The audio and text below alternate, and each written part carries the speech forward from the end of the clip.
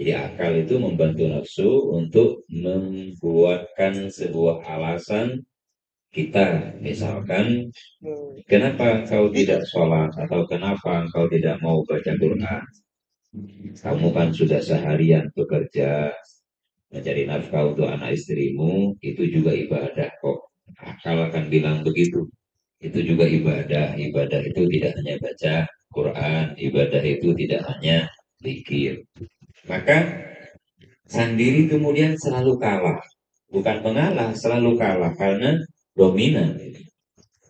Nah, orang Jawa kemudian menjelaskan itu dalam istilah saudara empat tadi, dulur papat lima pancer itu, bahwa yang merah, kemudian yang jadi darah dalam tubuh kita, yang kuning, yang jadi kulit dalam tubuh kita, jadi unsur, semua unsur yang bersifat kuning, itu yang kemudian akan menjadi kulit dalam tubuh kita, yang hitam, yang jadi daging, yang putih, kemudian yang menjadi tulang.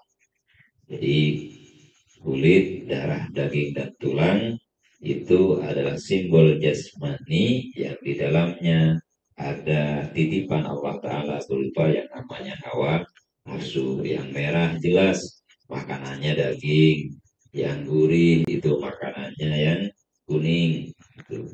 Kemudian kalau orang yang kuat nafsunya yang merah, maka dia akan mudah marah, dia akan mudah tersinggung, dia akan sensitif dan sebagainya.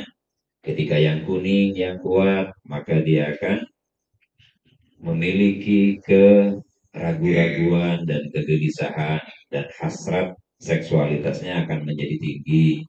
Kemudian yang hitam kalau yang kuat dalam tubuh kita, maka kita akan menjadi lawamah, akan menjadi manusia pencela. Nah, makanannya apa gitu. Jadi tidak semua makanan yang tidak bernyawa itu kemudian menjadi baik, tidak. Jadi semua makanan yang dimakan atau dihalalkan oleh syariat secara ma'nawi, secara arifin, belum tentu memiliki manfaat kepada kita. Demikian pula dengan yang berwarna putih di dalam tubuh kita. Artinya, walaupun nafsu itu mengajak kita pada kejelekan, tapi nafsu bagian dari penopang badan. Jadi ketika tidak ada nafsu, kita tidak mau makan. Hanya kayak malaikat itu. Jadi yang tidak punya nafsu kan malaikat itu contohnya.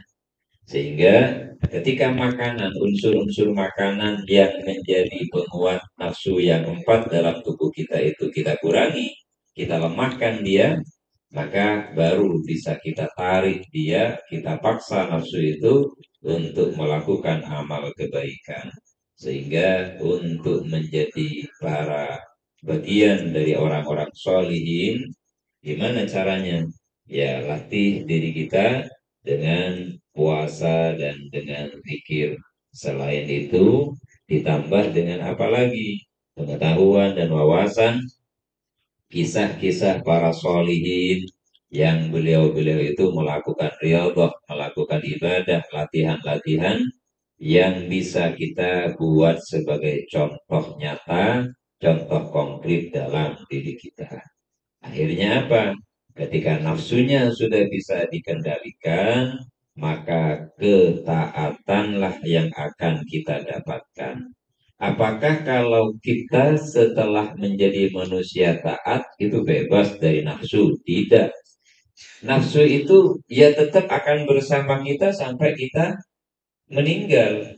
Nah, kalau Rasulullah nafsunya sudah diislamkan, jin korinnya sudah diislamkan. Kalau kita kan belum diislamkan. Ada sebuah kisah apa namanya tentang Al-Imam Husin bin Mansur Al-Hallaj yang suatu saat beliau membawa 4 ekor anjing hitam yang besar-besar, kemudian dijamu oleh seorang guru sufi juga.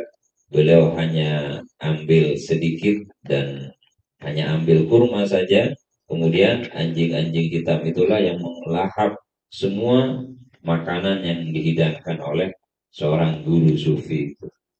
Akhirnya si murid guru sufi tanya, wahai Syekh, Kenapa engkau begitu memuliakan orang yang membawa anjing bersamanya? Katanya, si murid-murid guru sufi mereka yang masa sudah capek-capek ternyata dihidangkan kepada seseorang yang mereka tidak tahu, yang mereka tidak kenal, dan itu membawa anjing 4 ekor. Akhirnya si guru menjawab, wahai anak-anakku, itu adalah Husin bin Mansur al-Hallaj, seorang ulama sufi pada abad ini, pada saat ini, yang telah mampu menundukkan nafsunya dan mengeluarkan nafsu dari dalam dirinya, yaitu yang berupa anjing-anjing tadi. Sedangkan aku sama kamu, nafsumu, anjingmu dan anjingku masih ada di dalam tubuh ini. Makanya saya sama kamu kalau lihat daging itu langsung ngiler. Nah, seperti itulah kata beliau. Jadi kisah kata seorang guru sufi. Nah, kisah begini kemudian kita bilang, wah kayaknya susah saya mengikuti ini misalkan.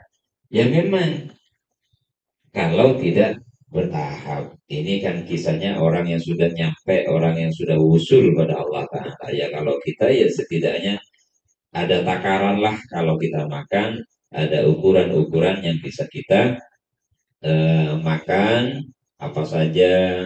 Jadi tidak berdasarkan keinginan terus-menerus, makanlah, tidurlah, ataupun yang lain-lain yang sifatnya jasmani yang sesuai dengan apa yang dibutuhkan oleh badan kita.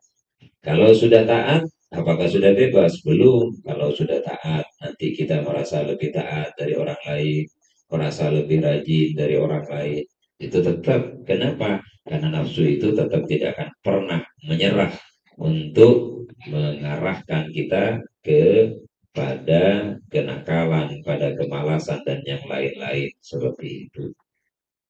Mudah-mudahan dengan ngaji kita malam hari ini, Allah berkenan membimbing kita dan memasukkan kita di dalam kalimatnya, wa amma man khafa maqama rabbih wa nahan nafsa 'anil hawa